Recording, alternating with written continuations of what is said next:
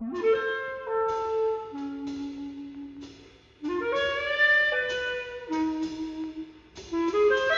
1 begins with a dominating close-up of Blanche's lower body, which is seen walking towards a particular place. The shot is taken from behind a figure, allowing the audience to walk in her steps and therefore follow in her journey. The carriage she drags beside her is also indicative of the moving nature of a character, how she is constantly on the move or has trouble settling. This is then followed with an occasional focus and close-up of her face, providing the audience with the first glimpse of Blanche, with clear indication of her discomfort, uncertainty and confusion present in expression. The scene also incorporates a long shot of the urban yet deserted surroundings to establish the setting of the film. When Blanche arrives at Stella's house, she demonstrates a noticeable and rapid change in her facial expressions, almost unnatural and to hide her previous worries. There is a tremendous contrast to the expression she portrays on the screen, which alters dramatically depending on the dialogue spoken and heard. It is therefore contemplative of how she is an individual who is lost in her own world. Stella's guide through the house is broken short with Blanche's casual look up at Stanley, a significant foreshadowing of the tragedy to come. His elevated placement on top of the stairs looking down further illustrates his latter dominance of Blanche. The ending of the first scene, which casts such tangible shadow on the tragic events to occur, is fully realised in scene 2. Throughout the whole scene, a red tint is placed over the camera, creating a sense of panic, alerting the audience of the danger approaching. It is thus a representation and visualization of Blanche's mind, which draws attention to her vulnerable psychological state.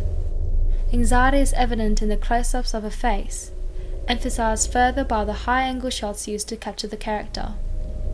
In comparison, Stanley is shot from a low angle from the beginning of the scene. He is also shrouded in a lot of silhouette and shadow, presenting the evidence of a darkness that he encapsulates.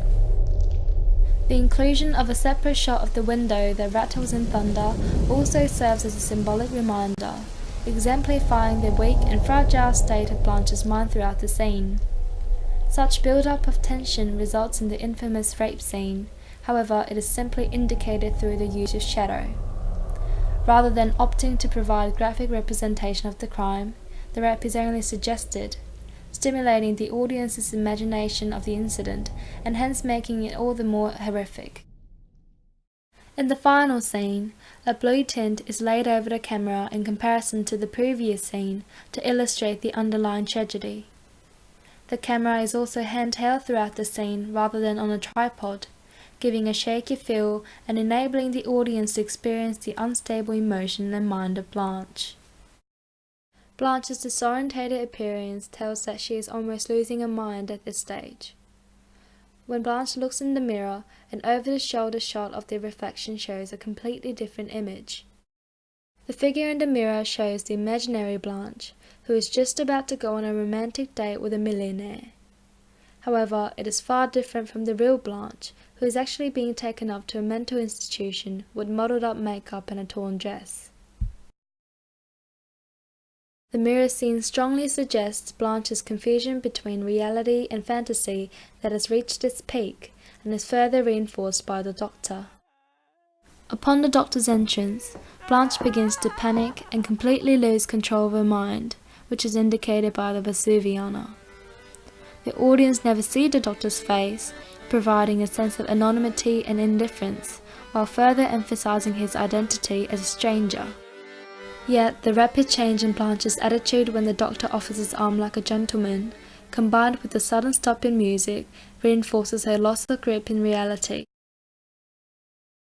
Blanche almost appears as if she is possessed by the Doctor's kindness, and follows him towards the door that is concealed by a bright light. As she gets nearer, there is an increasing buzzing sound heard in the distance, and as soon as the two disappear into the light, there is a blackout and the audience hear a loud zap.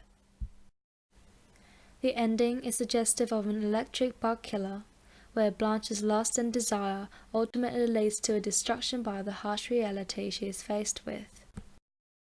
Although some may perceive Blanche's departure as a triumph of realism, The audience of this interpretation should hopefully realize that her fantasy remains in the end, where even in the last minute she relies on the kindness of strangers.